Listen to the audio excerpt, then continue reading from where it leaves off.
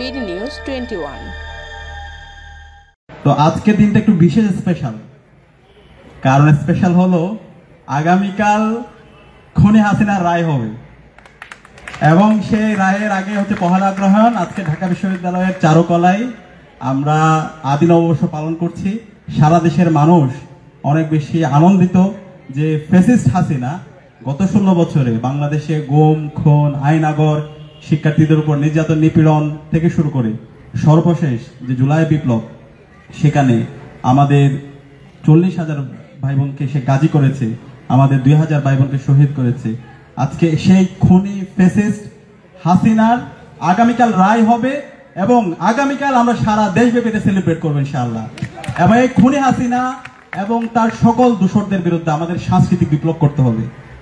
এই ফেসিবাদী রায়, এই ফেসিস্ট রায় বাংলাদেশের মধ্যে একটা সম্ভাবনাময়, একটা সুজলা সুফলা শস্য শ্যামলা দেশকে তারা একটা অকার্যকর রাষ্ট্রে পরিণত করেছিল। গত 16 বছরে এই খুনি হাসিনার অবৈধ শাসনকে বৈধতা দিয়েছিল কালচারালি কিছু কালচারাল ফেসিস্ট চক্র। তো এই কারণে আজকের এই আয়োজনটা বিভিন্নভাবে আমাদের কাছে গুরুত্বপূর্ণ। এক নম্বর গুরুত্বপূর্ণ হচ্ছে এই আয়োজনের মাধ্যমে আমরা আমাদের যে এই অঞ্চলের আমাদের যে মাটি ও মানুষের যে সংস্কৃতি, সেই সংস্কৃতি আমরা ফুটিয়ে তুলেছি।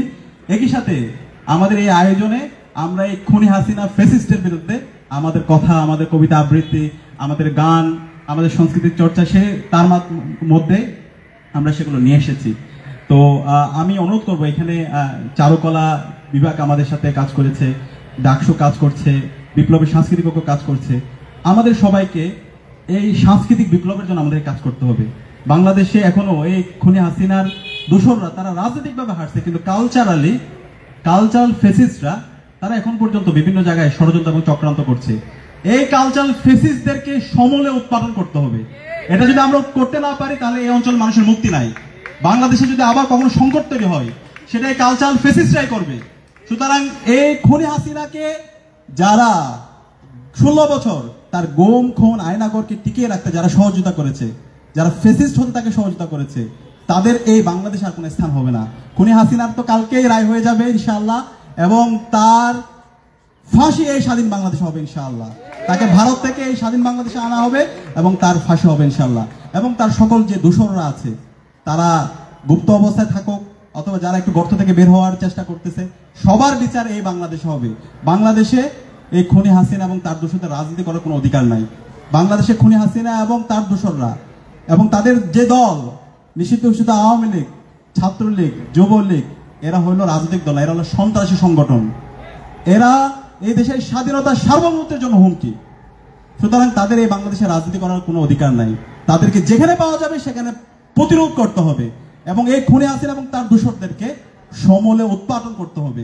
এবং সেই জায়গায় আজকে সারা বাংলাদেশের মানুষ এক হয়ে গেছে, সকল রাজনৈতিক দলগুলো এক, সকল ছাত্র সংগঠন এক আছে। সুতরাং আমরা সবাইকে অনুরোধ করব, একই সাথে আমাদের এই পরবর্তী যে প্রজন্ম আছে তাদেরকে দেখাইতে হবে এই খুনি হাসিনা কত বড় ফ্যাসিস্ট ছিল, কিভাবে সে গণহত্যা এবং শিশু হত্যা করেছে, কিভাবে সে জানালায় হেলিকপ্টার থেকে গুলি করে রিয়াগুবকে শহীদ করেছে, কিভাবে তাহমিদকে শহীদ করেছে একটা ছোট্ট শিশু, কিভাবে ছোট ক্লাস 9-এর ছেলে শিক্ষার্থী আনাসকে চাঙ্কারপুলে শহীদ করেছে। এভাবে এই সকল গল্পগুলো আমাদের শিল্প সংস্কৃতি চর্চার মাধ্যমে আমাদের পরবর্তী প্রজন্মের কাছে আমাদের নিয়ে আসা দরকার। এবং এই মুজিববাদের যে কালো ছোঁয়া, এটাকে এই সমাজ থেকে সমূল উৎপাদন করার লড়াই সংগ্রাম আমাদেরকে দিতে হবে। আমি বিশ্বাস করি সেই জায়গায় ঢাকা বিশ্ববিদ্যালয় কেন্দ্রীয় ছাত্র সংসদ, বিপ্লবী সাংস্কৃতিক ঐক্য এবং চারুকলা যে শিক্ষার্থীরা আছে, আমি তাদেরকে অনুরোধ করব এই জায়গায় আমরা যেন ঐক্যবদ্ধভাবে আমরা আমাদের কাজ করে যাই। এবং একই সাথে আজকে এখানে আসার পরে আমি সেই গ্রামীণ জীবনে ফিরে গেছি। বাংলাদেশ কত সুন্দর, সুজলা সুফলা শস্য শ্যামলা, এত অসাধারণ একটা বাংলাদেশ। কিন্তু আজকে 54 বছর পর আমরা বাংলাদেশকে আমাদের যে সম্ভাবনা, সেই সম্ভাবনাগুলোকে যেভাবে কাজে লাগানো দরকার সেই কাজে লাগাতে পারিনি। কারণ হলো আমাদের লিডারশিপের ফেলিওরের কারণে। আমাদের এই বাংলাদেশকে যদি আমরা সারা বিশ্বব্যাপী নেতৃত্ব দিতে চাই এবং আমাদের এই শহীদদের আকাঙ্ক্ষার আলোকে যদি বাংলাদেশ বিনিময় করতে চাই, তাহলে আমাদের নেতৃত্বের আমূল পরিবর্তন দরকার। প্রত্যেকটা জায়গায় যে সিস্টেম লসগুলো আছে, যে সিন্ডিকেটগুলো আছে, সেগুলোকে ভেঙে দিতে হবে। এবং সেই জায়গায় বাংলাদেশের যে তরুণ প্রজন্ম আছে, জুলাইয়ের মাধ্যমে যে প্রজন্ম তৈরি হয়েছে, তাদেরকে এখানে নেতৃত্ব দিতে হবে। আমি বিশ্বাস করি এই জুলাইয়ের মাধ্যমে যে প্রজন্ম তৈরি হয়েছে, তারা বাংলাদেশের রাজনৈতিক প্যারাডাইম বুঝে, তারা সত্যকে সত্য বলতে শিখে গেছে।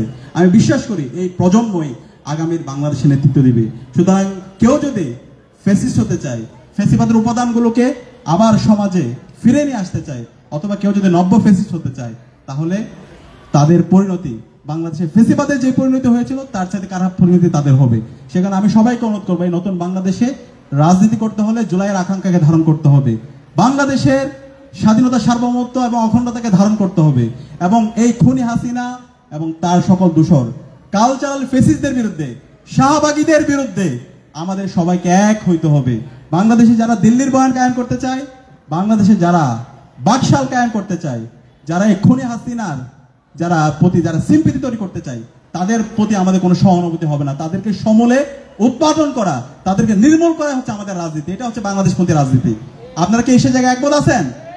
ইনশাআল্লাহ আমি বিশ্বাস করি আমাদের সবার ঐক্যবদ্ধ প্রয়াসের মাধ্যমে আমরা এই স্বাধীন বাংলাদেশে জুলাইয়ের আকাঙ্ক্ষাকে ধারণ করে আমরা বৈষম্যহীন ইনসাফভিত্তিক বাংলাদেশ বিনির্মাণ করব, এবং এই মুজিববাদী কালচারাল ফেসিস চক্রকে এবং খুনি হাসিনা এবং তার সকল দূষরদেরকে এই স্বাধীন বাংলাদেশের সমূলে উৎপাদন করে তাদের দৃষ্টান্তমূলক বিচার আওতায় নিয়ে এসে শহীদদের আকাঙ্ক্ষার আলোকে একটি বৈষম্য ইনসাফভিত্তিক বাংলাদেশ আমরা বিনির্মাণ করব।